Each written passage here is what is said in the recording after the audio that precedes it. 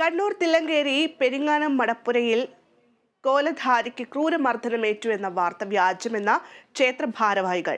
പരിക്കേറ്റ കുട്ടിയുടെ ബന്ധുക്കൾ ബഹളം വെച്ചപ്പോൾ ക്ഷേത്രം കമ്മിറ്റി ഭാരവാഹികൾ കോലധാരിയെ ആൾക്കൂട്ടത്തിനിടയിൽ നിന്നും പുറത്തേക്ക് എത്തിക്കുകയാണ് ചെയ്തതെന്നും ഇതിനെ കോലധാരിയെ നാട്ടുകാർ കയ്യേറ്റം ചെയ്തു എന്ന രീതിയിൽ വ്യാജ വാർത്തയാക്കി പ്രചരിപ്പിക്കാൻ ശ്രമിച്ചെന്നും കോലധാരിയായ മുകേഷ് പണിക്കർ പറഞ്ഞു.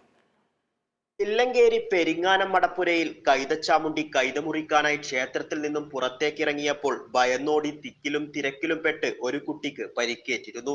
ഇതോടെ കുട്ടിയുടെ ബന്ധുക്കൾ ബഹളം വയ്ക്കുകയും ക്ഷേത്രം കമ്മിറ്റി ഭാരവാഹികൾ തെയ്യത്തെ വട്ടം പിടിച്ച് ആൾക്കൂട്ടത്തിനിടയിൽ നിന്നും പുറത്തേക്ക് എത്തിക്കുകയുമായിരുന്നു. എന്നാൽ ഇതിനെ കോലധാരിയെ നാട്ടുകാർ കയ്യേറ്റം ചെയ്തു എന്ന രീതിയിൽ വ്യാജവാർത്തയുണ്ടാക്കി പ്രചരിപ്പിക്കുകയായിരുന്നെന്ന് കോലധാരിയായ മുകേഷ് പണിക്കർ പറഞ്ഞു. ഒരു തെറ്റായ പ്രചരണം ഈ നടന്നതിൻ്റെ അകത്ത് ഒരുപാട് സങ്കടമുണ്ട്.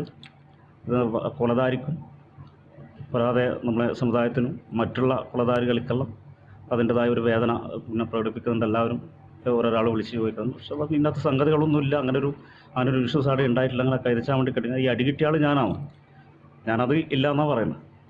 അപ്പോൾ അത് സത്യമായ കാര്യമാണ്. അതിൻ്റെ അകത്ത് അപ്പോൾ ആ ഒരു വിഷയം അവിടെ അങ്ങനെ നടന്നിട്ടില്ല. അതിപ്പോൾ എന്തോ പുറത്തമ്മാവരുടെ ധാരണപ്പിച്ചുകൊണ്ടോ എന്തോ അങ്ങനെ ഇപ്പോൾ രണ്ട് പക്ഷങ്ങൾ എന്തായാലും ഉണ്ടാവില്ല, നെഗറ്റീവും പോസിറ്റീവും എന്തായാലും ഉണ്ടാവില്ല.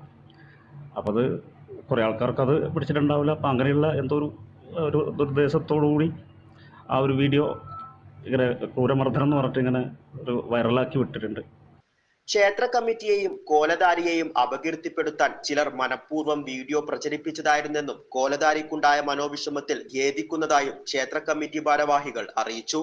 കോലധാരി മുകേഷ് പണിക്കർ, ക്ഷേത്രം ഭാരവാഹികളായ കെ നാരായണൻ, സി ബിജു, CVS വിജേഷ്, പി ശോഭിൻദാസ് എന്നിവർ വാർത്താ സമ്മേളനത്തിൽ പങ്കെടുത്തു. Kerala vision news, Kannur.